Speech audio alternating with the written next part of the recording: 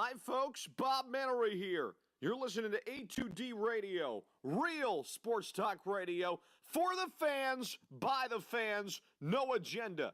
These guys are the best in the business. Hashtag it. No notes.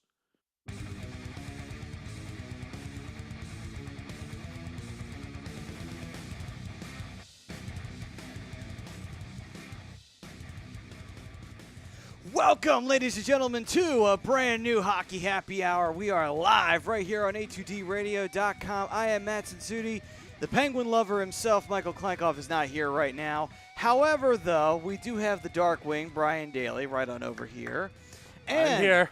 Behind the boards for the first time on the Hockey Happy Hour is none other than Mr. Ralph Dellavecchio. How's it going, my man? Pretty good, pretty good. All right, then. You ready to talk some hockey? Absolutely. Awesome. I'm excited. It's my first show with Ralph. Yep. I'm Yeah, very how about excited. that? And even better, Eagles just came back and won. Holy shit. Up 10-9 with 18 seconds to go. Last-minute drive by Joe Callahan. All right. And it's a preseason game. But anyway, Doesn't matter. so with that, we are here to talk about the Atlantic Division in the NHL. And obviously some people would say, well, why are you talking about the Atlantic Division? Doesn't matter to you guys. You and Mikey are in the Metropolitan. You're in the Pacific. Why should you care? It's like, well, because we like to cover the entire NHL. Yeah, we're not just local. We're national, No, baby. Absolutely not. And speaking of somebody, if you want to talk about national or you want to talk about just taking care of finances in general, you want to talk about Gibson Mayer LLC, certified public accountants. You want to know why? Because taxes are, they're like that rash that just won't go away, man. And it comes up at the worst possible time. You know? It's always a rash. No, seriously, though. It is. I could say other things, but I want to be a little bit, tamed here. Okay. I could say herpes, but we're going to leave that alone. The gift that keeps on giving, as we always like to say. Yes. Gibson Mayer LLC, your certified public accountants. They're located at 301 Oxford Valley Road in Yardley, PA. Give them a call, 215-369-3300. Hey, you don't want herpes. You don't want a rash. You don't want taxes. So be ready, be prepared, and call for the season, Gibson Mayer. Oh, that's great. Yep, Good stuff. Way to kick off the show. that's right. I love it. Can't get off track, here on the Hockey Happy Hour. We're getting off track way too early tonight. No, Let's go. That's what we got to Off the do. rails. This is what we do here. That's what we do. This is what we do. I don't even know why I send a show structure out. We really should. It's just like, you know what, guys? This is what we're going to talk about. I have no fucking clue what's going to happen, though. Just honest to God, really don't. Someone might go to jail. Possibly. Don't know. It could be me. I'm not sure. Anyway, maybe be Ralph. Who knows? It's always the quiet ones you got to worry about. Over there in the corner. Who knows what he's doing back there? No one wants to know what he's doing back there. He's not on I got camera. the view. Ain't nobody want to see that. Hey, he's not on camera. He's faceless. Not nameless, but faceless right now. Yeah. Change your Facebook icon, too. Yep. Absolutely. Unless, on Wednesday nights at 6 o'clock, chime into the fix. Shh. Shh. Keep that I'm quiet. just saying. Keep it quiet. Although you should chime into the fix, though. You should. But anyway, so the Atlantic Division, that is what we're going to be breaking down today. And we're going to find out which team will be coming out of there and who will be representing this division in the Eastern Conference Final.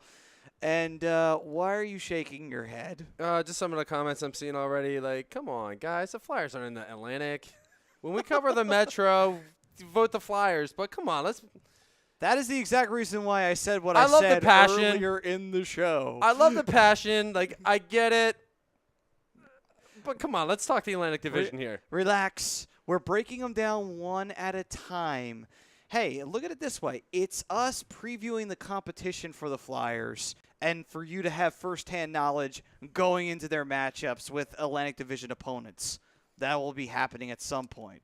By the way, I got Roscoe already chiming in, and he's saying Troy Brouwer to the Panthers, huge fit, and I agree with Pove. Bruins will have a great start, as the Anaheim Ducks will also have a great start. I agree. No, absolutely. I agree wholeheartedly. I don't see the comment from Pove.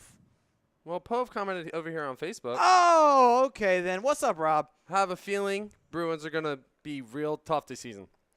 I definitely agree. They will be tough. I half agree. And I'll explain why later on into the show. Okay, but we'll talk. Yeah, we'll discuss. just to Yeah. jump a couple more of these comments that are coming in a little fast tonight. Thomas Arnone, Flyers, let's go. Yeah. Kyle Meager, sup boys, the Flyers and only the Flyers. Come on, fellas. They're not even in the Atlantic. Let's be real. I love the passion, though. Hey, but it's I'll give you the passion. Hey, in here though, it's Flyers and only the Flyers. Hey, that's fine. That's great. But let's talk Atlantic Division. all right. Clinky, our boy, who's, I'm in his spot, so hopefully I don't have an off show because of him. A shame the Flyers can't win the Atlantic. And he goes on to say, have a good show, boys. I'm going to go with Toronto as a sleeper to win a division. All right, then, and that is answering our Twitter poll question, which is, which team will win the Atlantic Division? The choices were the Tampa Bay Lightning, the Boston Bruins, the Toronto Maple Leafs, or is there going to be another team that will shock the world and take a division? I mean, Vegas did shock the world and took the Pacific was the Pacific or the Central? Pacific. Pacific, okay. You never know. But, I have a prediction of who's going to finish where. Again, a little teaser. We're going to go into that a little later. Just teasing the audience, man. That's what I do. You would probably be a good male stripper, just saying, because you're a tease artist right now. Just saying. Hey, ladies, if you want to pay for it, listen, Club Risque, go find him. Brian D. coming to a show near you, folks. Our favorite Canadian, James Wilder, chiming in. Let's go. A month to go. I read Rob Hovia's off already. We'll give Rob a little extra love because we love him. Hey. Have a feeling the Bruins are going to be real tough this season. There you Yeah. go. A little extra love for Rob. Of course. Greg Malakovic. What's up, fellas? I think I'm going to go with the Lightning. John Malmos says, I want to see Carter Hart between the pipes in Philadelphia. You will. It's just a matter of time. It's a matter of when and not if. I'm going to give you some advice. Breathe in. Breathe out. How old is Carter Hart? Oh, wait, not me. Doesn't Sorry. matter. My bad. In general, if everyone wants to participate, feel free. It's open forum here. There you go. See, I feel better. Don't you feel so much better I now? feel better. I feel a You're lot more at relaxed. one with yourself. And more importantly, be at one with the Flyers. Carter Hart is really young. He'll get his chance. And when he gets his chance, trust me, we will be all that more happier that we waited for him to come into that role. Unless we trade him to Columbus. Oh, don't you? No, I'm going to kick you out. Don't. No, Ralph. You're going to be fired almost immediately, Ralph. You were doing just fine, just sitting there being quiet in the fucking corner, doing God knows what unspeakable thing you're doing, and you have to throw that blasphemy out here. You're going to be fired almost airwaves. immediately, bro. You better knock it off right now. God, Brian, you could fill in for a minute, right? A couple minutes, yeah. Yeah, all right. I think I remember what to do. God. And then we got Chrome chiming in. I think it's going to be Tampa, fellas. And All right. Tampa's like almost a sure thing if you think about it. I mean, it does seem like it's a slam dunk answer, but you can't sleep on a team like Toronto. Boston, you could take it or leave it, but if they have a really good season coming out of the chute, they might build up enough of a slope to where it's almost impossible for you to mount. Possibly. Who knows if that could happen, but again, I wouldn't sleep on Toronto. That'd be the other team I'd really look at in that division. That's my personal opinion.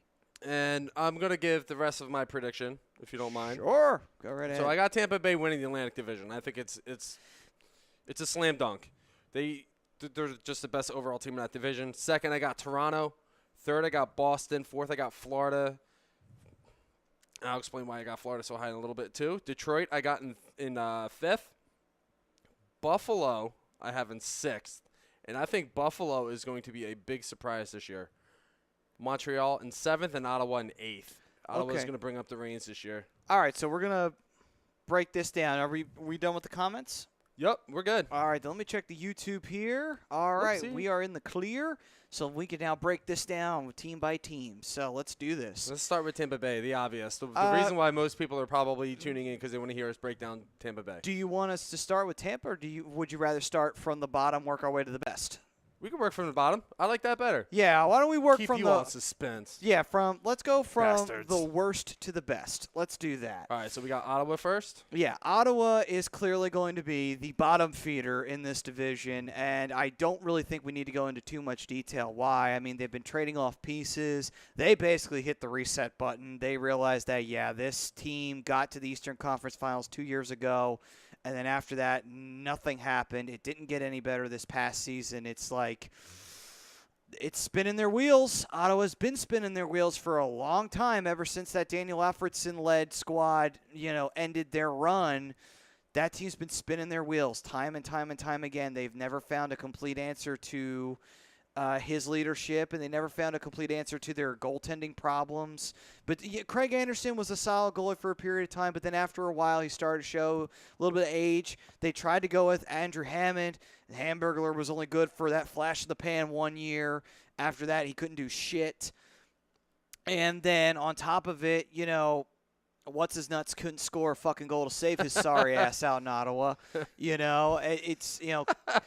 Kyle Turris didn't help nothing, He was the best player on the team, and then they wound up trading him to Nashville. Yeah, and then after that shit, it's like, but the first season around, he couldn't do a damn thing. It's like Ottawa just kept spinning their wheels and never figuring it out. And you know what? They probably should have hit the reset button or at least retooled their team and went more with the draft maybe 2 or 3 years back, and they probably wouldn't be in the position they're in now. I think you can put a lot of blame on that in the front office. Yeah. Just kind of holding on to hope here.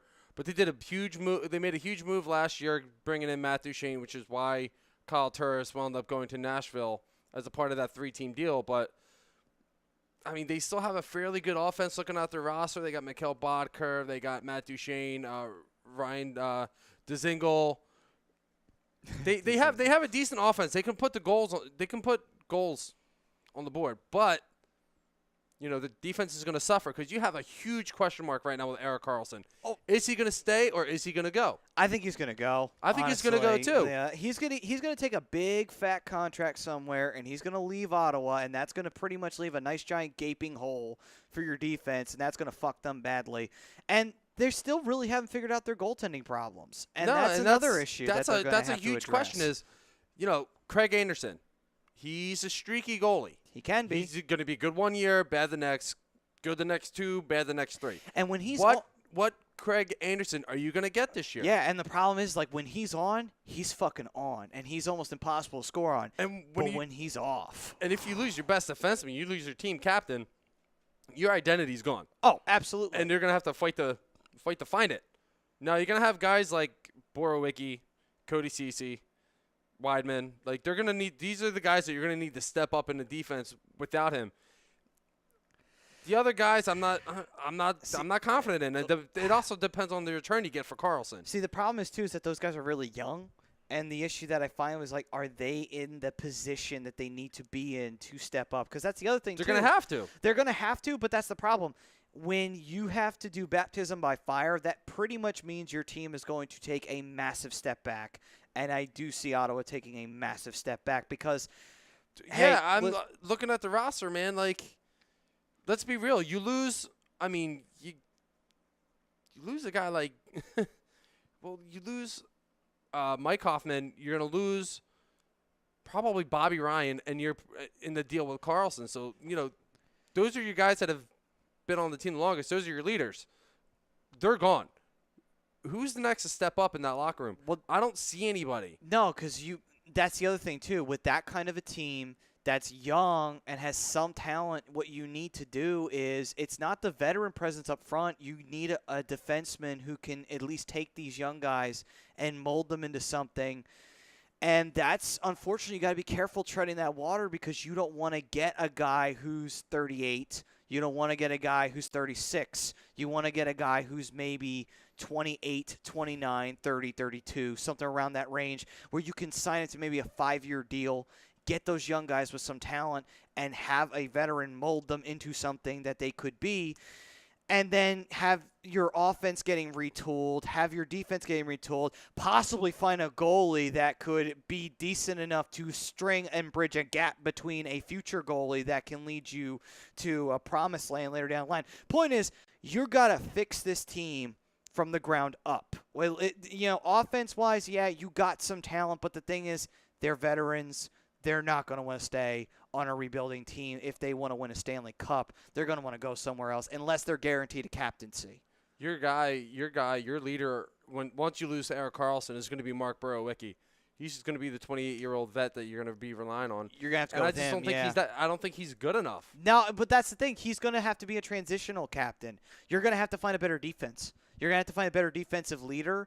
You're going to have to find a more talented defensive leader. It's the same issue that you run into with Philadelphia. It's like you need a better, talented veteran defenseman than Andrew fucking McDonald to lead your young defensive core. Although it's in a better spot because you have guys like Gostisbehere who are close enough to, if not ready, to eventually step up to that leadership role. Yeah, but Andrew McDonald's a conversation for another day. But Yeah, we'll talk about that ultimately, another day. Defensively, I think this is going to be they're going to be the problem for the Ottawa Senators. Oh, I think yeah, they're gonna, absolutely. They're going to have guys that are going to be 20, 25 goal scorers, multiple. But like I said, which Craig Anderson are you going to get? And this defense is going to suffer without Erik Karlsson. They're going to be too inconsistent. They're not going to get. They're going to suffer long losing streaks and ones they're not going to get back. You can go on a losing streak, but it has to be early in the season, and it has to be the only long, consistent losing streak you go on. And then after that, the most you lose is 2 straight games and no more. I don't see him getting any more than 67 points again this year, which is what they had finished with last year, finishing, I believe, second to last in the Atlantic division. Yeah. So, yeah, Ottawa's probably going to be bottom of the barrel, and they're going to be looking to probably rebuild their team in the draft. That's what they're probably going to have to look towards, which in my opinion, if I was – like I said, they move Karlsson. What's the return? That's a good question. We don't know You're probably going to get an NHL-ready player. Probably. You're going to get a top-notch prospect. You're probably going to get 1 or 2 high draft picks. Well, so there's a plus there, but it's not going to be enough off the bat to make this team competitive. No, absolutely not. That team is going to still suffer at the end of the day. I think they would suffer a little less because they would have a little bit more talent, and then they would get more talent in the draft and be able to kind of not piecemeal them in there, but you also still have offensive talent. So you know what? If I was in the Ottawa Senators front office, I kind of honestly would just say, you know what?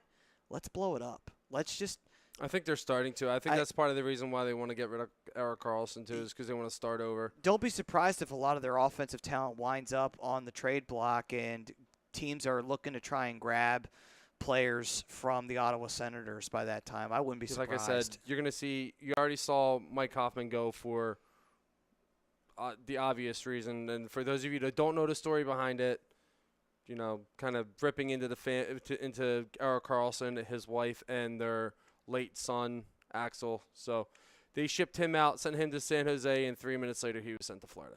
Yeah. Literally 3 minutes later. That's not an exaggeration. Yeah.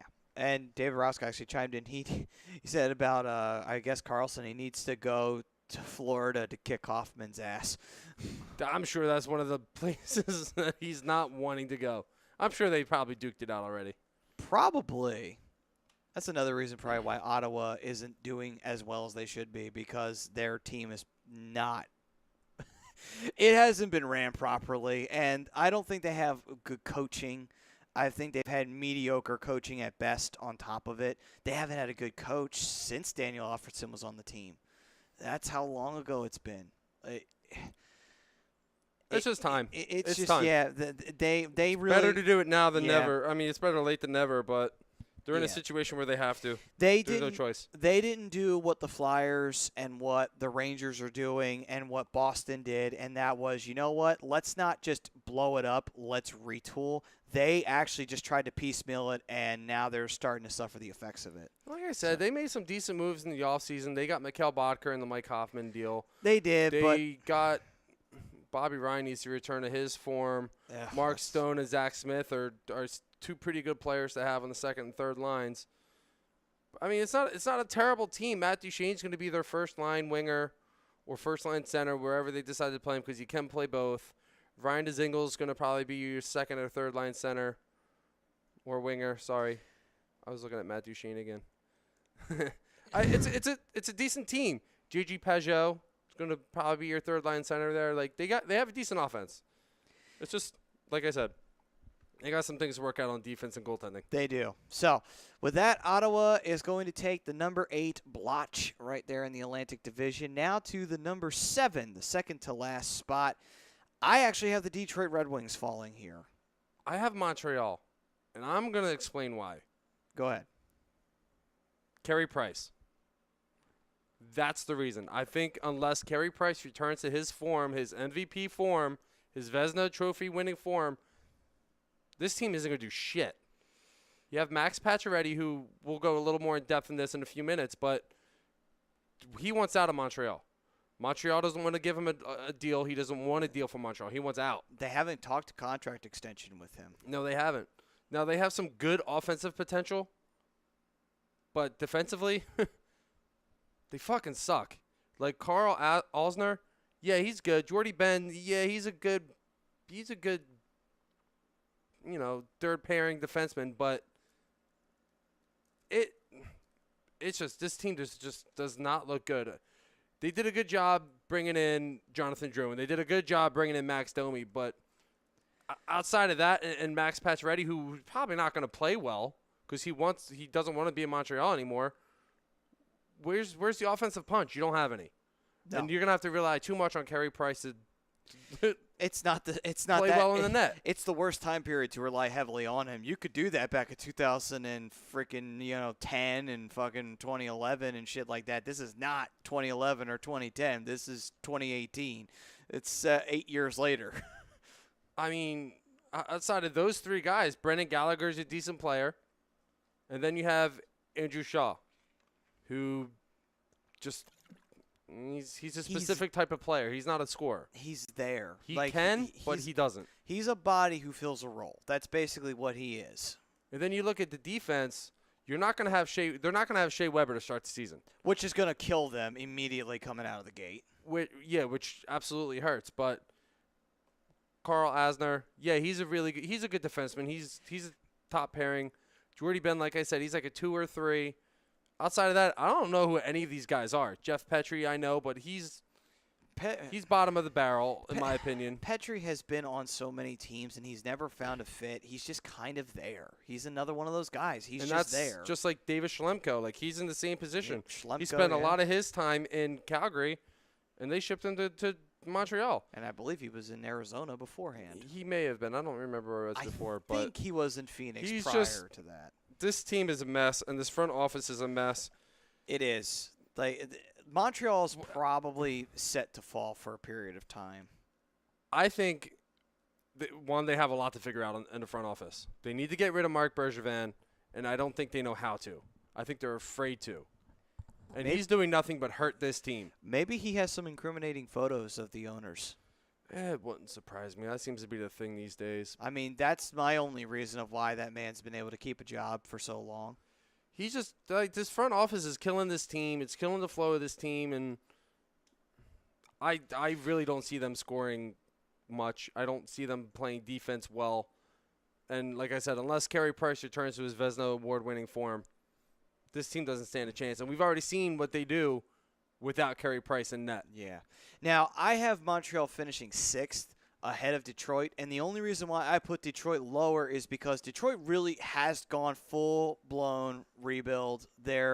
Yes, they still have Dylan Larkin and a few other decent players, but their goaltending is an issue. Goaltending is a big issue. Yeah, their defense is still questionable. And actually, their defense is one of the parts of that team that I actually like. It's not bad, but I still think it's not where it needs to be for them to be obviously competitive. And their offense has nothing. Like, I can't really say there's much to their offense that would scare me. No, I'm bringing up the roster here in a second, and we can go a little bit more in depth here. But I'm with you. Like, the best move that they made the entire offseason was locking up Dylan Larkin. Yeah, and that's what they're going to build around, which is smart on their part, and they are much further along on a rebuild process than, say, a team like Ottawa or Montreal, which Montreal's going to have to press the reset button probably real soon. Ottawa is pretty much just set the reset button. Detroit's a little bit further along, but actually, I think they're a little behind, in my opinion. Just looking at the roster here, Wade Megan, he's a guy that shouldn't. He's just a guy. And then you have guys like Franz Nielsen, who's starting to hit that back end of their career. Gustav Nyquist, who's not the same player that he used to be. You just signed a guy like Thomas Vanek, who's on the back end of his career. Hendrik Lundqvist. Enough said there. He's turning 38 this year. He's at the back end. He's definitely on the back end of his career. He should be considering retirement in a couple of years. But you look at him defensively, and this is part of the reason why I like him. This is where the veteran leadership needs to be, not necessarily on offense, because anybody can score a goal. You have Trevor Daley, who's won multiple Stanley Cups. Danny DeKeyser, who I really like, who I think is a pretty good defenseman. You bring back Mike Green. His leadership is just unmatchable for this team. And then you still have Nicholas Cromwell, who, again, yeah, he's on the back end of his career too, but he's Swedish. He's just basically immortal. They can last a while. Yeah. These guys are they have a solid defense.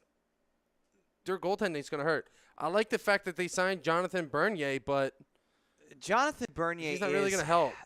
He's a backup goalie. No he is, and you have Jimmy Howard. But I think I like Jonathan Bernier better than I like Jimmy Howard. Well, that's because Jimmy Howard is on the back end of his career too. But that's the biggest problem is their age, and that's what's going to kill them at the end of the day. And that's why I think Montreal will probably fare just a tiny bit better than Detroit. And why are you smiling? I am, Danielle. Just saying. Throwing it out there. What did you? She wants to know if we're single. Or at least halfway single. I'm fully single. Just saying. What? What are you looking at me for? I'm waiting to see if you respond. Do you see a ring on my finger? It wouldn't be that hand anyway. Well, that shows you how inexperienced I am with this. That's not going to help. But anyway, yeah. It's not on this one either. Anyway.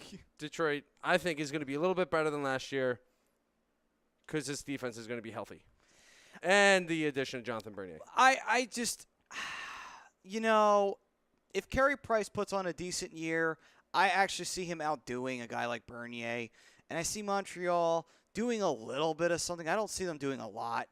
I think they would probably take the 6th spot. I just see Detroit still looking to kind of put their team – they're trying to put their team back together, and they're going to be a heavily defensive team, but with a goaltending situation that is kind of questionable. Bernier, I'm not saying he's suspect, but he's a backup goalie, and Jimmy Howard is suspect. So it's like Jimmy Howard's definitely suspect, and Jonathan Bernier has been one of the better backup goaltenders in the league for a long time. And he's the type of goalie that you can platoon 41 games out of the year. And that's perfectly fine, and I have no problem with that. I'm just saying, I just don't think it's going to fare as better for him as it will Montreal because, like I said, if Carey Price comes back and he has a really good year, Detroit's still going to take this spot. Because but like I said, Carey Price is a huge question mark for Montreal. He is, but I'm going to say he's the only bright spot.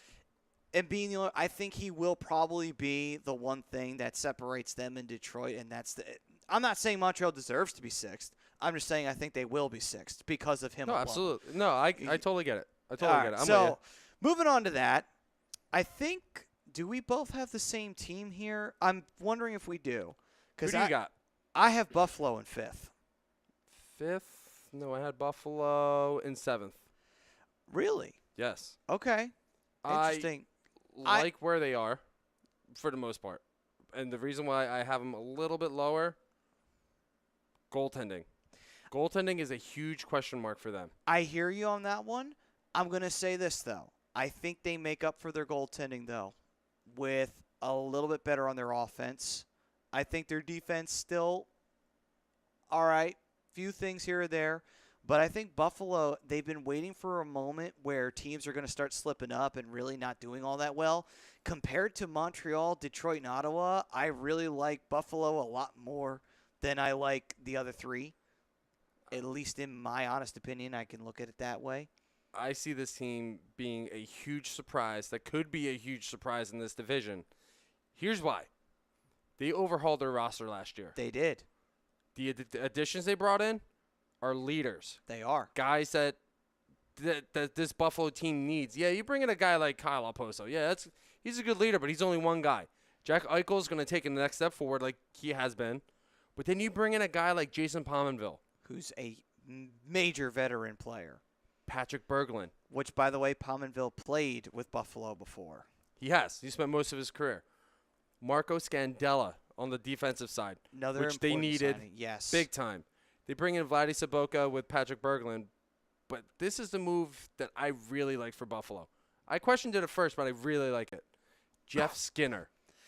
It's- Bringing in a 30-goal scorer to go with Oposo and Jack Eichel makes his team a little bit more dangerous offensively. And that's why I think they would fare a lot better in the division this year around. Because, like I said, comparing them to Montreal, Detroit, and Ottawa, I think Buffalo can make up for its lack of goaltending with a solid defense if their defense can work perfectly with Scandella and the rest of them. And so then you take their offense, which can have a punch to it this year, that can make up for a lot of issues that your goaltending finds themselves in. Because look at it this way. How many times have the Flyers had questionable goaltending, yet they still made it work? It's because their offense or their defense was so solid that you couldn't really do anything about it. Buffalo can do the same thing. It's not unheard of where offense and defense can make up for a lack of goaltending. No, I agree. And looking at their goalies, you have Carter Hutton, who right now is looking like their number one. Linus Ullmark, that'll probably be their number two. Scott Wedgwood, who could be in competition for the number two, which apparently me and him share the same birthday. Huh. Awesome. Well, there you go. Different birth year, though. I'm a little bit older. Yeah. And then you have Ukko-Pekka Luukkonen. Ukko-Pekka. I love that name. That's Ukko-Pekka Luukkonen. wow. Okay, I think that officially took my favorite hockey name, Ukko-Pekka Luukkonen. That's an awesome fucking name. Which right there. looks like he may have just been drafted within the last year or two. But, you know, the goaltending situation, it's a huge question mark, and I think that's what's going to hold this team back right now. It's going to hold them back. I don't think they're going to make the playoffs or anything like that, but I think they could be a surprise, and I think that they actually will give like I said, I think they will actually probably surpass the Red Wings and Ottawa. Well, and here's the thing. I think you're going to see probably about a 15-point improvement on their standings from last year. which is a huge That's a leap huge for jump. them. And I think that actually makes a massive difference here.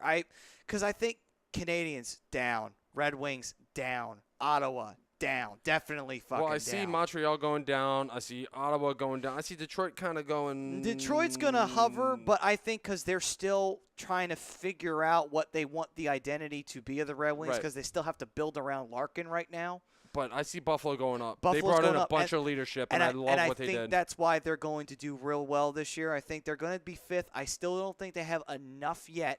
Once they get that goalie, that's when situations are going to get better for them. But I think they take fifth. They definitely get out of the basement for the first time in a long time, and they finally show up and they say, holy shit, the Buffalo Sabres are actually good for once. I'm actually, for when I go out to California, I'm going to see Buffalo twice. And I'm very excited to see them. It's going to be interesting, and I wonder what they're going to do with the wild card, because I'm not going to say they're going to take a wild card, but they might give a couple of teams a run for their money and scare them a little bit and saying, holy shit, this team's actually coming out of nowhere here. We got to be a pace ahead of them. Yeah. And I'm worried because I'm pretty sure the Flyers are going to end up in that race. But anyway. I mean, they could, but we'll see. But I definitely see Buffalo as I think they're a much improved team at a lot of leadership. Like I said, goaltending's a huge question mark here. It is, but again, I think they'll make up for their lack of goaltending with that leadership and with a good offense and with a solid defensive leading team. I think they could actually scare a few teams here in the division. I do like this defense looking at it. You have Jake McCabe. You have Rasmus Ristolainen. You have Marco Scandella, who I think was a great pickup. Zach Bogosian, Nathan Bellew. This team could be scary. This team that's could what I probably mean. This team could probably finish as high as fifth, in my opinion. Yeah, I have to. I definitely Connor think they have to Sheary be. on offense. Yeah. Kyle Poso. They're going to Matt be. Molson. This Alexander Nylander. This could be a scary team in the next year or two. Oh, it will be a scary team in the next year or two. If they get a goalie trapped down, or they could sign a goalie, a veteran goalie that is a proven veteran goalie, it could be a nightmare for some teams to compete against Buffalo in the division moving forward. Yeah, like I said, I see much improvement in this Buffalo team. All right, so who do you have fifth? Fifth, I believe I have 2, 3, 4. Detroit. Detroit. I have Okay. Detroit fifth. All right Now then. that I'm thinking about it, I don't know why I have Detroit fifth. I think I should flip Detroit and Buffalo. Put them in. Flip flop them. All right, so I got Buffalo fifth now. Okay, so we both have the same team. I've swayed you to the 5th spot of Buffalo. I've actually swayed myself. Oh, okay. So you're not even gonna give me that. Nice. I'll give you 10% of the credit. 10% of the credit. All right. Damn, man. Whew. You want the 10%, you want nothing. All right, fine. I'll take the 10%. That's You right. Believe this fucking guy? Anyway. You better. All right. So, next up, on to the 4th place team. Which I think we agree here. Florida. Yeah, I think that was safe to say. I mean, they'll probably – I could see it if they play their cards right, they'll probably take a wild card this year because they almost did at the very They're tail not. end. They're good, but they're not good enough that they're going to beat a team like Toronto, Boston, Oh, or Tampa. no. But they could take a wild card if they played their Absolutely. cards right. I mean, I think if they, like I said, at the very tail end of the year, they gave the Flyers a scare. They gave everybody a scare because they're like, what the fuck? Where's this Florida team coming from? And then at the very tail end of the year, because they lost, they literally changed the entire bracket overnight. And not just them, I believe Columbus lost or New Jersey lost. One of the teams lost that they were competing with the Flyers in the wild card, and it changed the entire complexion of the standings. New Jersey. That's why, because the Devils wound up facing Tampa. Yeah, they faced Tampa, not us. I'm telling you right now, this Florida team is on pace to be a contender. Looking at the roster here, it's just some notable names: Alex Barkov, Nick Bukestad. They just signed Troy Brower. Troy Brower over the last 24, 48 hours. Yeah, huge So fit. he's- Rosca's right. Evgeny Dadonov, like these guys are good. They acquired Mike Hoffman. Jonathan Huberdeau's coming back. He's going to be healthy. Jared McCann, Jamie McKinn, Luongo's playing like his old self. and one of my favorite players on this roster, Vincent Trocheck. He's one of to Trocheck, me. yes. He's one of the best playmakers on this team. Defensively, you got some question marks here defensively, but nothing that really worries me about this Florida team. There aren't any gleaming holes that I can suspect. Not No, like a team. Alexander Petrovic, Mark Syke had a good year. Keith Yendel's a really good veteran to have back there, and then the guy who really doesn't need to be mentioned, but I'll mention him anyway, Aaron Ekblad, who's your leader on the defense. Absolutely. I mean, this team is definitely going to be a scary team, and this team could very easily take a wild card spot and go into the playoffs. I don't know how far they get. If they get into the wild card, I think they may frustrate one of the top teams, but I don't think they'd beat one of the top teams. I think they'd probably face a number 1 division leader. Yeah. Because I think they take the number 2 spot. And they would either wind up facing whoever wins the Metropolitan or whoever would win the Atlantic. And if they wind up facing whoever wins the Atlantic, they probably won't win. They might frustrate them, but they probably won't win. Well, I see him getting a number 2 wildcard spot, or at least competing for the number 2. Like I said, quality moves made in the offseason. You said Luongo is looking like the Luongo of old. I think Robbie Lou is a question mark. And I've said this about every team thus far, but goaltending is a huge question mark. It's going to make or break your team. Oh, it is. But here's the thing, though. What I think favors Florida in this case, though, is that Luongo, being a veteran goalie, he kind of can be that guy that you don't worry about. And, yeah, Luongo's had his moments where he's been questionable and everything. But if Hey, who would have thought we would have had breaking news this late in the NHL? okay, then do you want to give that now or do you want to I'm going to give it now. go right ahead? Calgary Flames just locked up Nolan Hannafin on a 6-year contract. Nice. Definitely needed Great move to for Calgary. do that. Absolutely. That is brilliant on their part. It's a But great move. with that being said, I think what favors Florida here is, like Montreal, you have a veteran goalie who, now only difference is with Montreal, he's got a team that's pretty much falling to pieces, whereas he's got a team that actually has a chance to scare opponents, get into the playoffs, and possibly frustrate a division leader. that may motivate you to play like your old self to the point where you're just stopping everything down the pike. Because, man, if Luongo's playing like the Luongo of 20 years old, you could basically forget about scoring. You're not going to. Yeah, and unfortunately, you're not going to get that out of Robbie these days, being almost, if not 40 already. Hey, don't judge a book by its cover, because look at it this way. I'm not saying he's Brodeur, but Brodeur played pretty damn well in his latter years. And I'm just saying it could happen to a good goalie. Has I a agree. flash of his old brilliance, or at least And you're gonna see it most games, but you got James Reimer backing him up, so that's a good guy to it's platoon a good with. tandem. Yeah, It's a really good tandem. I don't think goaltending is as bad. It's not 100% lock solid where you know who the goalie is going to be for the next 4 or 5 years, but at least for this season, it will definitely get the job done. Listen, this is something I haven't said about these other teams, but I'm going to say this about Florida. They're a very young team. Yes. They just brought in some pretty good veteran leaders. But here's what I like about this team. They're young, and they have a really good IQ of how to play the game. And you see that in Aaron Ekblad. You see that in you just see it in a bunch of the good players, Vincent Trocheck, Nick Bukestad. The awareness on the ice is ridiculous, and I think that's what's going to make this team scary. And I think you're going to see a huge improvement on last year. Big improvement on last year. They know how to play. They know where their guys are going to be. They know where their line mates are going to be, where they're going. You saw that a lot last year when they started to make that playoff run. Defense stepped up. Goaltending stepped up. Now, if they can do that from October to June, well, I'm sorry, it'd be April, they're going to be a playoff team. Yeah. A wild card team, but they're going to be a playoff team. Yeah, absolutely. They definitely have all the tools they need to make the playoffs this year. Mm-hmm. That's definitely possible. So, with that, we have our 4 through 8 in. You want to do some news, and then you want to dump into the top 3 of the Atlantic, or do you want to break them down right now? Well, let's break them down right now. right. We'll do the news a little bit later. All right, then. That's perfectly fine. Ralph, how are we looking on time? Good? All right, cool. Let's do this then. All right, so my number 3, I'm going to put the Boston Bruins. That's where I have Boston. No offense to Boston, but I think out of the 3 top teams in the division, Boston is the least likely to finish first. And they're probably the least likely to compete with the other 2. And that's not to say they won't. They'll definitely frustrate them.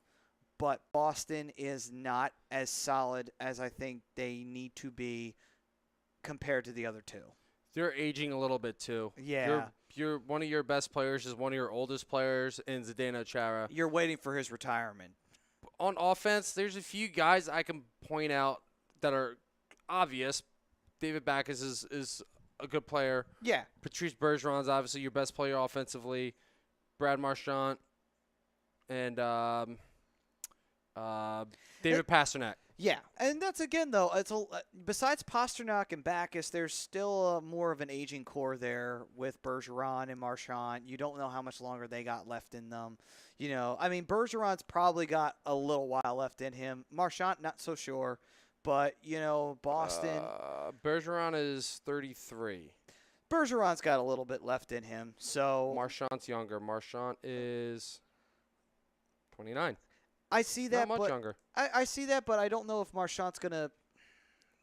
His problem is he likes to get himself in trouble. Yeah, that's the thing. He lets I don't his know emotion how, take over. I don't know how much leash he's gonna have left in Boston if he keeps pulling that shit. I just don't think there's a spark in this offense anymore, really, outside of the 4 that I just mentioned. Well, There's some good role players here, but you got some good players, some good young offensive talent that's hungry, and they do step up from time to time, but not consistent enough to where Boston needs it to be.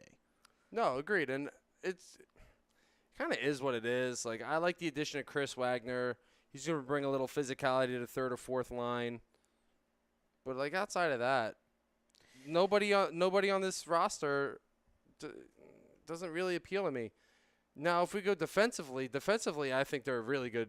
They're really good setup back there with Brandon Carlo, Zdeno Chara, which we mentioned earlier, Torrey Krug, Adam McQuaid, who I like, Kevin Miller, John Moore. Like, these guys are they're a good, solid defense you build around. Well, that's the bread and butter of Boston is their defense. And then on top of that, too, having Tuca to back you up obviously makes things just a lot much better, which is why I think their shortcomings kind of get overshadowed. You don't really realize the small drips and drab of offense that they lack. You don't notice it as much because Boston's able to protect leads a lot better than most teams, and that's because their defense is still very solid, and their goaltending is obviously second to none right now with Tuukka Rask. And they really solidified it signing Yaroslav Halak in the offseason. That so that too, shores yeah. up your goaltending situation there. So, the back end is going to be good for Boston. The huge question is the front end. Yeah, and After the 4 or 5 guys that I mentioned, what else you got? And that's the reason why I don't think they compete as well against the other two that we're about to mention here. Like David Pastrnak is going to be 30 goals. Brad Marchand's going to be 30, 35. Patrice Bergeron's probably going to get you 25 to 30. And David Backes is going to get you 20, 25. But that's 4, but then the other two teams you can name about 5 or 6. And that's the problem. Yeah, and that's the issue that you run into with Boston. Yeah, agreed. But Boston's going to finish 3rd. They're going to be easily in the playoff. Oh, talk. yeah, And no question about it. And they'll probably I don't know if they get out of the first round, though, this year. I don't think they will. They did this past year, but I think that's because the team they faced, they still went through some growing pains, and they learned a very valuable lesson from it. I just don't think, Boston, they went up against a Titan in the semifinals, and they got their asses kicked because of it. Well, I think they showed a little bit of age there, too. Yeah, that too. One of the keys for Boston to be successful this year and to be right where they were last year is to stay healthy. Yeah. They absolutely have to stay healthy, especially their leaders. Guys like Bergeron. Marchand needs to not be suspended, which we all know at some point he's going to. Probably. I don't know. He's going to do something stupid. Like I said earlier, he plays with too much emotion. It's like wherever Milan Lucic left off, Marchand picked up and continued. It's like They that played is on the same line together, so it makes sense. It's like that is not the habits they wanted you to pick up. No. They didn't want you to be Milan Lucic number 2. I don't think that's what Boston had in mind. Well, I don't think he's as mean as Milan Lucic, but he uses his size to his advantages when he decides he wants to get a little dirty. True, but Milan Lucic is a scumbag. That's He is a where scumbag. the differences kind of lie. Absolutely scumbag. You hear that, Rob? Scumbag. Yeah. All right, then. So, with us having Boston in 3rd place, we now move to our number 2, and I don't think there's a question on who's taking number 2 this year. Toronto. Yep. The Maple Leafs are still young, and they're hungry, and they're fiery. They got more that they brought in this year for leadership and talent. One name specifically. Yeah. Goes by the name of Jonathan Tavares. I've never JT, heard, Johnny. I've never heard of that guy. Listen, I think he's Johnny Hockey. I've heard of the name Tavares, but I don't know 100% who you're talking about. I heard he played in some shit town for a while and an organization that's a piece of shit too, but that's all I really know of him. Yeah, good, phenomenal move by Toronto. That was a move that they needed to make just to get over that hump to get out of the first round. Which they will. I like this roster. You know what? It could be crazy, but don't be surprised and don't sleep on Toronto here. If they wind up snagging because the other team we're about to mention kind of goes to sleep at the wheel because they've been number 1 for a while, that this team pulls off an upset and actually snags one from them. It could happen. I don't see that not happening. This team, and I say this all the time, you got to roll 4 good lines. Toronto has 4 good lines. Tampa Bay also has 4 good lines. They fucking do, yeah. But here's where I think Toronto could upset Tampa, and I think it's going to be a very close finish. Oh, it will be. Within 5 points of each other for the division. Oh, yeah. Goaltending. Yes. Freddie Anderson. I think Freddie Anderson could be that guy that plays a little bit better than Andrei Vasilevsky, and that could be the difference maker. Could be. We'll see. Tampa Bay has that 1-2 punch of Steven Stamkos and Nikita Kucherov. Toronto's got that 1-2 punch of Austin Matthews and Jonathan Tavares. What's scary? So they match up very well together. What's scarier is that Matthews is younger. That's the scarier part. That is the scarier part. But- Also, Toronto actually might have a 3-punch with Nylander, Matthews, and now John Tavares as well. Oh, yeah, William That's true. Nylander, We forgot Kasperi about Kapanen. Get Kapanen on top of it. And You then know, Mitch Marner, yeah, who was phenomenal on Austin's line. They're both their rookie year, and and that's the thing too. This team is so talented that even them losing James Van Riemsdyk really doesn't hurt them at the end of the day. at all. Yeah, and that's scary when you think about it. It's like, damn, they actually could just lose James Van Riemsdyk, who's going to get you 30-plus goals, and it doesn't affect them. And you still have that. You still have Patrick Marleau too. So yeah, so you know, it there's doesn't fucking there's matter. a great leader there who And by the way, Patrick Marleau is still scoring a decent amount of goals for his age. his birth year, 1979, and he's still playing in this league. Oh my god! And the best Little part, fun fact. and he's still scoring goals. And he's still scoring goals. He's going to get you 20. And that's the beauty of it. It's like, oh my god, Marleau is like an ageless wonder. Like, it's just crazy. It's amazing. Going up and down the I love this roster. I love the head coach of this team. The goalie situation is really good. I kind of want to change my answer, but I still think Tampa Bay beats Toronto. I'm going to say Tampa does take it. I think because Tampa will, and this is what I think will happen. I think coming out of the gate, Tampa is going to do fine, but I think Toronto's going to do better, and I think Toronto's going to take the division early, and it's going to scare the fuck out of Tampa. And Tampa's going to be like, okay, we need to put up or shut up, and that in the second half, as it goes down the wire, I think Tampa's going to outlast them. And I think that's what's going to happen going through the season. When I get my NHL TV subscription renewed, this is going to be a team I'm going to be watching a lot of. Toronto. I'm very excited for this team. I know James is probably going to kill me for saying that, but I'm very excited for this team. I think this team is going to be. Oh, I think they're a legit cup contender now. I think they are, and you know what? Whether they'll probably beat Boston because that's probably who they'll draw. They'll get revenge. They'll get their heat back, as they say in wrestling, against Boston, and they'll move on to the semifinals, and they'll face Tampa Bay, and they could upset Tampa. It may take 7 games, but they could very much upset them and walk in. And you know what? I'm going to say right now, in the Atlantic Division, representing in the Eastern Conference Finals is going to be the Toronto Maple Leafs. They're going to upset Tampa. They're going to beat Boston in the first round. I think they've got enough to get out of the first round this year. Oh, I think they're going to be an Eastern Conference finalist for sure. Just a couple quick comments here on Facebook. Frank Vespi says Toronto to who he thinks Toronto's going to win the division. And he still thinks Joe Thornton sucks. Danielle Mast wondering if we were single. Frank Viola is going to take Tampa over Boston. Hey, listen, Frank, let's be fair. Toronto and Tampa are going to be better than Boston. Rob Taramina, sup, fellas? Tom is backstage in his dressing room. I actually haven't seen Tom, so he might be. I haven't seen Tom. Huh. Possibly. You never know. You never know. Yeah, he's probably waiting to pounce. He's around here somewhere. All right, so Tampa Bay obviously is our number ones here. Not really a whole lot to discuss here, mainly because pretty self-explanatory why Tampa Bay is so good. Yeah. Top to bottom, best roster in the NHL. Absolutely. I mean, you know what? Well, you know what I'm going to say? Here's the phenomenal part. What? About this roster. The fact that they were able to lock up so many guys to long-term deals. While you have Steven Stamkos in a long-term deal, Victor Hedman is in a long-term deal, and now you add Nikita Kucherov on an 8-year deal. JT Miller's on a 5-year deal. Ryan McDonough's on a 7-year deal. Where the fuck are they getting all this money? I don't know. I don't know where the cap space they found for this shit. I still don't fucking know. Hey, Oh, listen, I man. love it. It's going to keep this team competitive for a long time. God, it's going to be a nightmare to face them.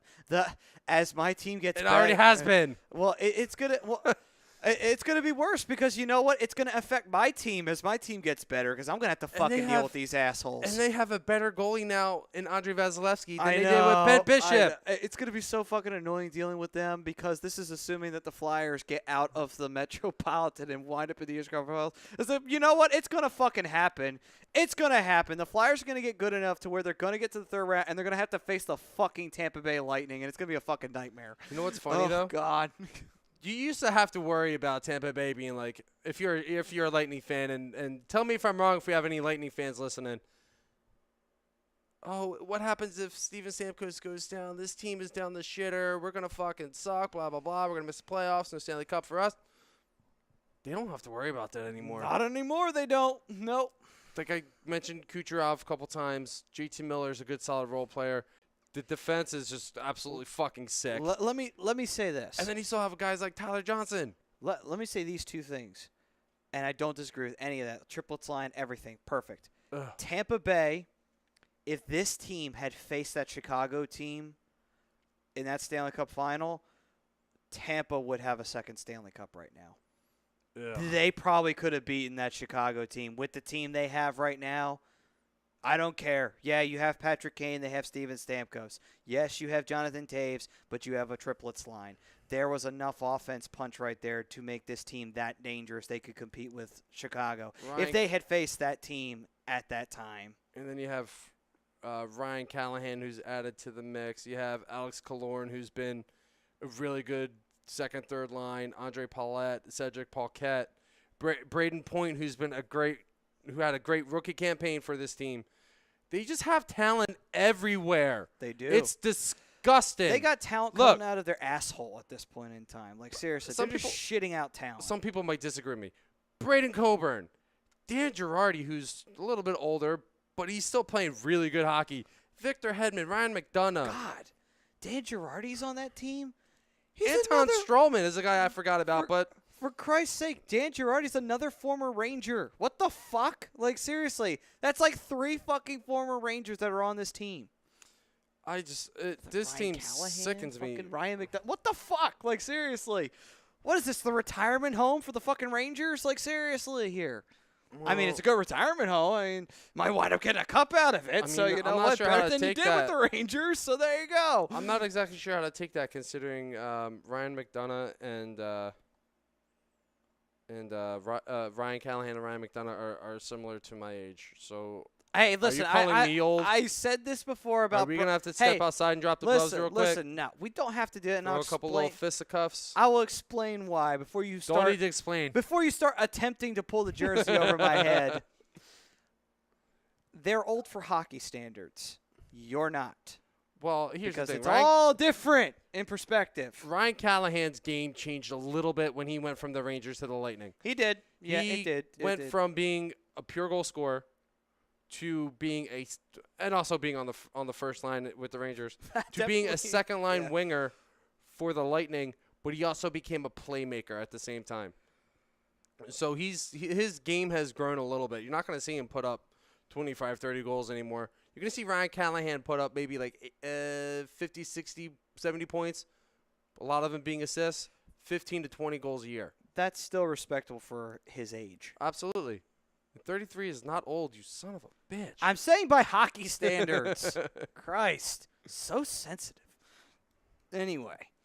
All right, so on to so with that being said, one other thing too. Here's the one other thing I think that might hurt Tampa at the end. I think they'll win the President's Trophy. I think so too. And I think that's what's going to doom them this year. You know what? There is a President's Trophy curse, and I will back it up 100%. But I think if there's a team right now on paper that could do that and beat it, it is the Tampa Bay Lightning. Yeah, there's a lot of teams on paper that could have done it, and they didn't fucking do it. So look at Washington. Not like Tampa Bay, though. But Tampa Bay has a fucking arsenal. None of these other teams have. Yes, I understand that, but it's just like, I don't know, man. Listen, this is a team you put together on NHL 19.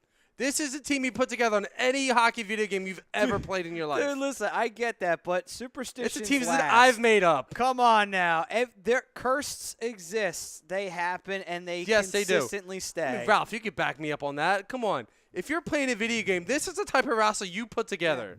It's the cheat code. It is a cheat code. Yeah, I'm not saying it's a cheat code, which we actually should call it that. We should call it the cheat code squad. Yeah. But anyway, I Up, want to up, know where down, I got all down. that fucking money from. Like these guys.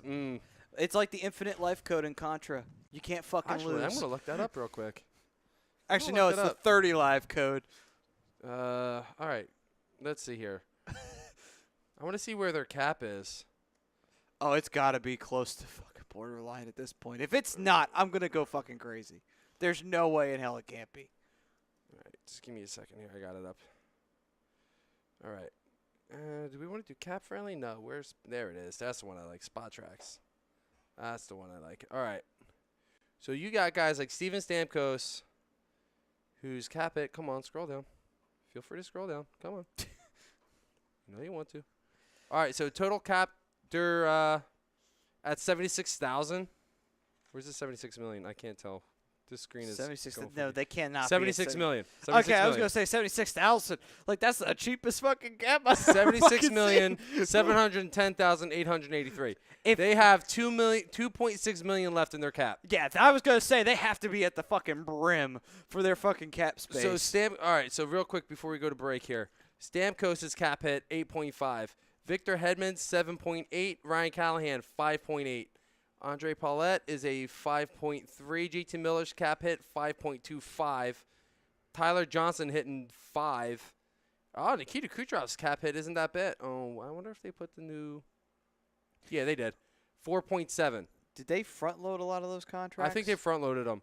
Ryan makes McDonough sense. 4.7.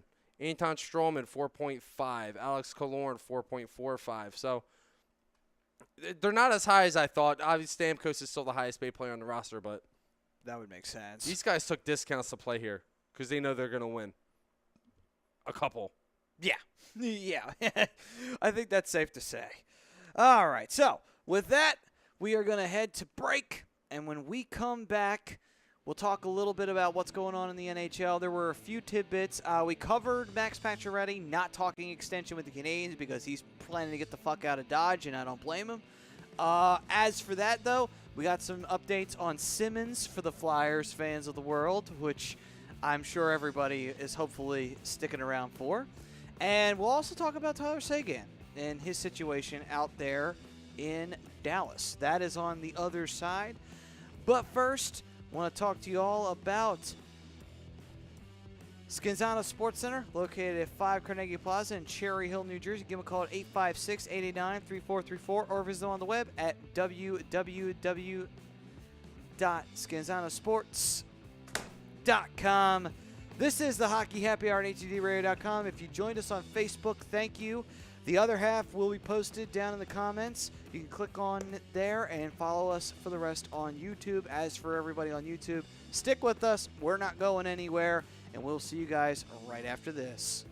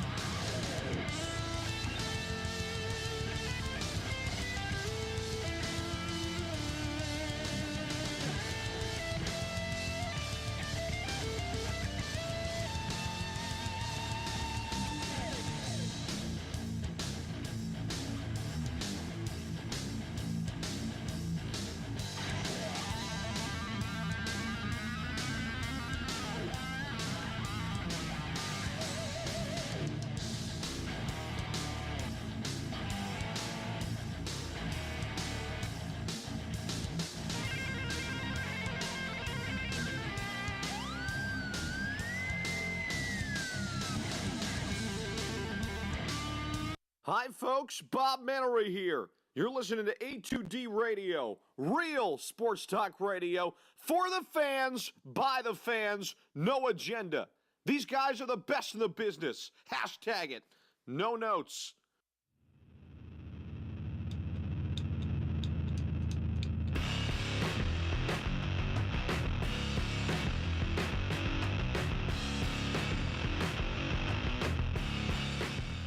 Welcome back, ladies and gentlemen, to the Hockey Happy Hour live here in the Real Talk Studios on A2DRadio.com. And we are brought to you by Sports Outlet for all your sporting needs, located at 703 Black Horse Pike in Glendora, New Jersey. You can call 856-939-2030. Email them at sportsoutletnj@comcast.net or visit them on the web at www.sportsoutletinc.com. Yes. All right. So we broke down the Atlantic Division. We both had the Tampa Bay Lightning scratching out a banner to put into their building for another division title. However, as we were breaking down the Atlantic, we did have some breaking news.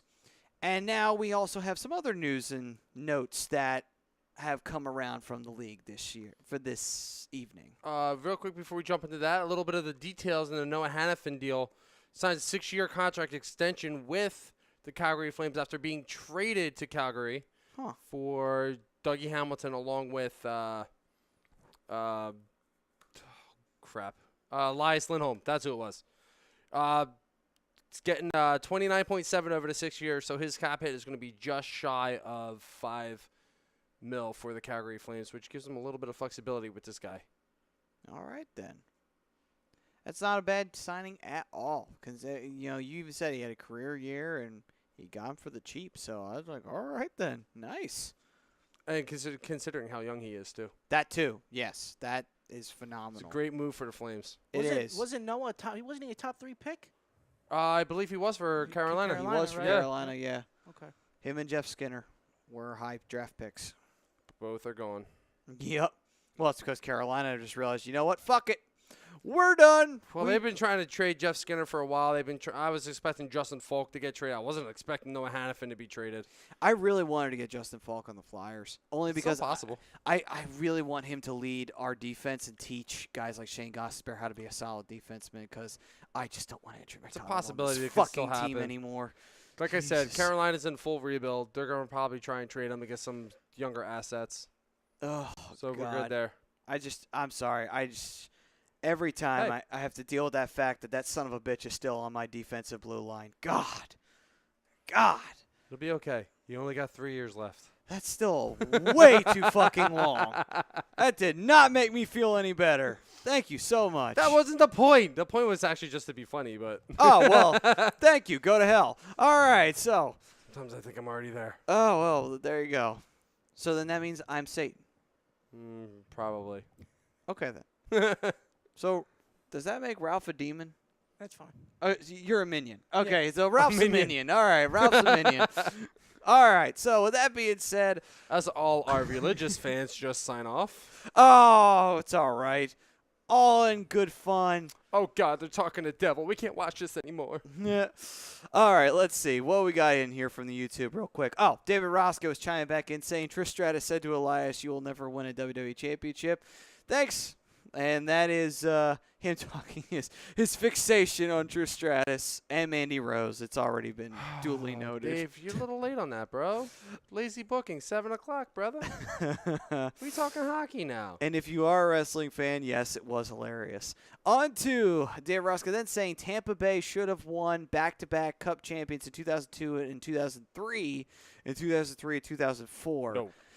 I don't think they would have won in 2003. Not with the way that fucking Devils team was playing. Absolutely no, that Devils not. team was way better, and I think the Tampa Bay team that should have won back-to-back cups was the one within the last 5 years. Yeah. 2003, 2004, that was just a special year for them. Everything fell into place. Yeah. Dave Andrechuk had his final year. It was just a really, really, really special year for them. Everything went their way. Yeah, St. Louis and LeCavier, arrived in the NHL, and Cabby Bolin had a career year that year. So And you also facing the Calgary Flames there, and all they really had at that point was Jerome McGinley. and Mika Kiprusov. Yeah. Was he the goalie that year? Yeah, 1 year. Kiprusoff was. Was he? He was a Cam Ward for 1 Kipper. year for Calgary. Kipper. Yeah. I miss that guy. Oh, remember the kid who used to dress up and do everything that he Yeah. did? Yeah. I wonder how old that kid is now. Oh, that kid's probably in his like teens. Probably older than that. He was probably Ma- close to 20. All right, maybe. Who knows? But that was pretty Oh, awesome. either way, happy Kick belated to that Kiprusoff. kid. Anyway, he's probably not watching, but still. Yeah, right. James Wilder saying, which one is single? Which one is halfway there? Good question, actually. That is a very intriguing question because I have no clue what he meant by halfway there. James, I am fully and unbelievably single. I'm just throwing that out there. So Just so we're trying to configure. so am I. So I don't know where the halfway there shit comes into play, but all right. Hey, that's Anyway. fine. Whatever. We could both be fully single. I don't think it's a problem with that, right? I don't see the issue with I don't it. see it either. We're Yeah, I Apparently, she'd be happy with either one of us. Oh, well then. Appreciate it. But I'm not sure how I feel about that. That could be an insult. Desperation talks loudly. I mean, I should know. Jesus Christ. We are going deep into the psyche of one Ryan Daly tonight. Desperation is an ugly bitch. Oh, wow. Believe me, Oh, wow. I should know. I've done some terrible things in my life. Please feel free to ask Brian questions about all the terrible things that he's done in his life, and he will answer them right here. I don't know about all that. I might piss some people off. Who's watching that you will piss off? A few people, actually. Oh, well, maybe we should then. Nah, I'm good. Oh, come on. Come on. Just humor Lee a little bit. Nah, I can humor you off the air. Damn it. All right. Oh, well. No juicy stuff here on the air, folks. We'll save that for dirt sheets. Nice, juicy NHL talk. That's the only juicy talk we're talking about. Like Martin Brodeur going back to the New Jersey Devils. No, that's not, but all right. That is very anyway. juicy. I like it. Come on. Listen, what a shocker. I will say this. Considering he started with St. Louis, absolutely. It just like, I'm done. It is I've quit. shocking. Well, I don't blame him. St. Louis is kind of going on the downside of things. Listen, but Martin Brodeur deserves to be in red and black, not blue and yellow. Is it weird that he actually, was a St. Louis Blue at one point? I find that very weird to say. That Absolutely. if you ever got a trading card of him for his full career, or you looked him up on the hockey database, it'll have that 1 year with St. Louis. I'm like, can we even consider that to be real? I don't. It honestly. seems surreal watching him play in St. Louis. Well, look at Gretzky, too. Yeah, that Gretzky's 1 been around year for in a St. few. Louis, Yeah. and then Mark Messier lured him away to Manhattan, and that didn't work out. I mean, come Ran on. to the Flyers twice, and that was the You end won, of that. what, 3 or 4 cups with Mark Messier? He won 4 with Mark Messier. So, when he comes calling, hey, That's true. I see you're in St. Louis. I'm sorry. Well, they did we got that. an opening here in the Rangers. Well, that's you want what to come over and play? That's what they did. They literally took Wayne Gretzky, and they took Yari Curry, and they said, hey, guys, let's see if we can get the whole band back together and try and squeeze out another cup. And They almost did. they almost did. They wound up in 1997. They beat the New Jersey Devils in the first round. I still don't know how the fuck they did that. And then they went on to the next round. I forget who they beat. I think it was either Boston or some team that always got their ass kicked. And then they faced the Flyers in the Eastern Conference Finals, and that was the fucking end of that.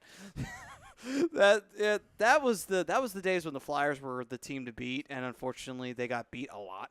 So, oh God, that's sad to say. Every team has that window. It's It true. opens and closes Hey, rapidly. listen, it's just a you- matter of how long it stays closed for. I will say this. I actually thought San Jose was about to suffer through that, but Christ, man, I don't think so anymore. Like, damn. I give them credit, though, for the team that they have developed. Look at that team. They had guys like Evgeny Nabokov as their starting goalie for how long?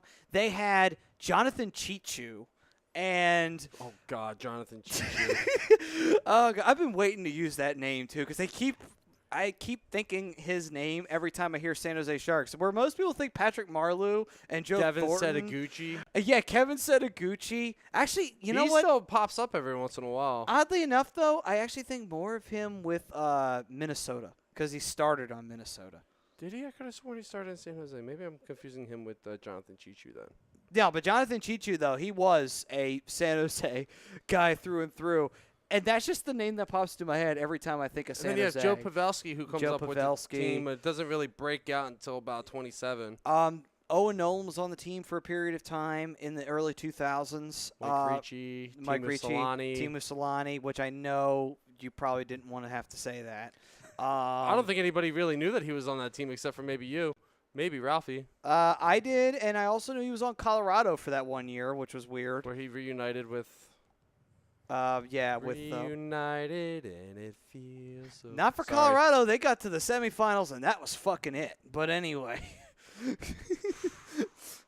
Going on What to I want- Maddie's thing real quick for the Rangers. Yeah. They beat the Panthers in the first round. Oh, they beat the Panthers? Yeah. I thought they beat the Devils. They beat the Panthers in the first round. They beat the Devils in the second round. Oh, okay. So they did beat the Devils. It was a round later. And then- Okay. and then- All right. Then we beat them in the Yeah, we swept them in the Eastern Conference Finals. But then again, I think that set us up for a colossal letdown because we had no competition in that run. Like, we've crushed the Pittsburgh Penguins in 5 games. We crushed Buffalo in 5 games because Buffalo wasn't there yet. And, of course, that was a good feeling because I hate that fucking team. And then beating the New York Rangers is always a good feeling, but you swept the team and you beat the other 2 teams in 5 games. Yeah, you were fucked going into that finals. Well, here's the thing. The finals that year in 97, you were facing a powerhouse, fully loaded, that's what I all mean. wheels turning Detroit Red Wings But that's team. what I mean, because the Red Wings actually had to fight the Colorado Avalanche to get into that Stanley Cup Finals. We had to fight nobody. Like, seriously, who did we have a tough time against? No one. When your toughest matchup was against the Sabres in the second round and it was a 5-game series, you had no series that you had to fight for. Not one. Well, you see, here's where I differ with you there. I think that would make the Flyers put the Flyers in a bit of a better situation in 97 because you didn't really have to tire yourselves out playing anybody. But that's the thing, though. I disagree because I think you need at least one series where it needs to be a knockout, drag-out dogfight to wake you up and make you realize you're in the fucking playoffs. This Yeah. ain't the regular season. This is the playoffs. You need it. Think of it this way. If Tampa had a tougher matchup in the first round and the second round, I think they would have fared a lot better against Washington than they did. And I think you need that. You need a team to kick you in the ass and wake you the fuck up. Son of a bitch! What? Yankees land Andrew McCutcheon. Yep. Didn't you just talk about that in the break and it fucking happened? Yeah. What the They get fuck every- do they need they Andrew get everybody. McCutcheon for? Because they need to win another title. They You need to have buy Brent another Gardner. championship. You have Brent Gardner with fucking Giancarlo Stanton and Aaron goddamn Judge. What the fuck do you need? What? Pay to win. That is true. It is pay to win. Why couldn't the Phillies get him? We got stuck with fucking Jose Bautista. Is it too? I'm done for today. Is That's it too enough. late to switch teams? I will never root for the Yankees. Oh, God. I will never root for the Yankees. I don't know what's worse. Would it be trading in your Phillies jersey for a Mets cap or trading in your Phillies cap for a Yankees cap? What would be worse? For me, the Yankees. Yeah, Yankees. Okay, just wondering because I know the Mets are definitely not a team that Philadelphia likes, but Is there a rope in here anywhere I can hang myself from? Jesus Christ. oh come on, it's really What's that worse is my niece is a Yankee fan. Ah, Oh, So I'm probably gonna hear there about that it a little is. bit. There it fucking is. I knew it had There's the something to do. hatred. Yeah, there There's it is. family reunions all right. ain't good for you, huh? Well, We finally figured it out. fortunately, she's not blood. She's my niece by marriage. Well, fortunately, I love how you said that. Fortunately, like We he's do so not- listen, Like My family does not raise Yankee fans, and my family will continue not to raise Yankee fans. the way you said that, it was just like, man, if I had the choice, she wouldn't be in the family tree. Like that's literally If how I had that the came choice- off. Like seriously. Well, Oh I don't my have a choice either way. I get that, but However, I will blame Oh, my brother-in-law for raising her wrong and making her a Yankee fan. Is And he he is going to hear about it when next time I see him, whenever that is. Is he an all New York fan? No, he actually, I don't think he likes baseball. I think he's a Steelers fan. I know that. Okay. So wait a minute. Hold on. I think he's just more of a football guy. Okay, but wait a minute. If he's not an all sports guy, then how did he raise her as a Yankees fan? Probably is one of his wives. Oh, okay. That was a different story. All right. I was Or her wondering that for a boyfriend. second. Or her boyfriend. You never know. Okay. But I'm just saying, this is ridiculous. I just want to know because it confused me there when you said he's not really a baseball guy. I so just I'm want like, to well, hulk where out did and that start come throwing from? things. If you want to, I mean, let's see. What do we got around here that not people aren't that attached to? The McCoy Everything. jersey. Set it on fire. I don't think anyone here is going to really miss that. Honestly. I just want to throw things. This is ridiculous. See, Clint How Tack the is what fuck you is should it be still doing. up anyway? I'm sorry, I got distracted here. My ADD. How the fuck is that still here? Anyway, Don't I'm have anything to surprised that replace it hasn't with. been thrown in the garbage yet. Oh, wait, we have a Mark Recchi jersey somewhere. But that got taken down. Sorry. I'm just angry at the moment. No, I agree though. I Recchi should apologize. be, kind of here. Although Perrant taking his place is understandable, completely Legend. understandable. Legend. Yes, absolute legend. Legend. He can still Yes. play, by the way. Yes, he can. And by the way, That's did what you I know? heard. And by the way, did you know that only God saves more than Bernie Perrant? Save me. Actually, honestly, Ugh. I'll be honest with you. I think Bernie Perrant saves more than God at this point in time. I'm just saying it might be kinda does. possible. All right, so if we're going to talk about Bernie real quick since we got a couple minutes left. Oh boy, here we go. To that statement, he really does because he suffered from addiction. Oh, still yeah. suffers from addiction. He goes to places, and I don't know why I'm blanking up. Rehabilitation centers. Slow down. There we go. And he helps people out. Like, he goes and he talks to people, and he tries to give his point of view on what happened to him after listening to the point of view of what happened to them, seeing if maybe he can help. So maybe, yes, he might save more than Jesus or God. more than God at this point. He's our God. But I love the fact that, hey, listen, that's a noble thing, man. Like, good for him. Yeah. So we've created a new religion. We've called it flyerism. Yeah, Flyer. That is taking over and sweeping the nation.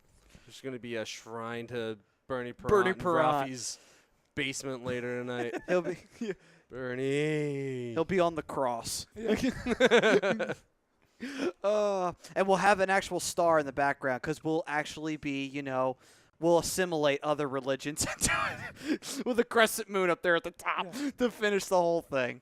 All right. That'd be interesting. So with that being said, real quick before we head on out, Simmons putting his health ahead of a contract discussion with the Flyers. Interesting enough, they are in preliminary talks with an extension. Are you willing to give him that extension? Honestly, a part of me is saying no, and I don't mean that to be insulting because I love taking a ride on the Wayne train just as much as anybody else does, man. When that thing goes choo-choo, motherfucker, it's a good time. Yeah. But I'm going to say his penalties are a problem with me, and I don't like that. And I feel like his injuries are starting to kind of catch up with him, Yeah. and his play, I don't know if it's going to be back to where it needs to be. And I'm a little worried. I would say hold off on the extension at least until this season's halfway through. Hey, listen, unless you can move him and get something for him, I don't see why not. Maybe like a 2-year extension, but make it cheap. Make sure that he's not making $4 million. But Because he was not worth the contract that he got. Well, for only the one season that he had where he was the leading goal scorer on the team, which was really an off year for the entire team in general. But still, Wayne Simmons, I think, like if it's a 2-year extension, I'm not gonna get pissed off about it. If it's like a 3 or 4 year, then I'm like, what the fuck are we doing? But I love the fact that he's putting his health first. He is. That is awesome. Like, that contract extension is going to mean nothing if he's not healthy. Oh, absolutely. I mean, what good is a player who can't fucking play? Exactly. So Exactly. yeah, Simmons putting his health before it. I look forward to seeing him in the orange and black this year. Hopefully he puts up some numbers and some good, solid numbers, and we can go from there. Yep. All right, then. I think on that note, and Sagan was disappointed to get a long-term deal. We can dive into more on that on another date. Next week when we cover the Central. Yes, when we cover the Central Division, which will be the division we cover next week, which the Dallas Stars are in. So we can talk about that a little bit more. So with that, it is time for Last Call.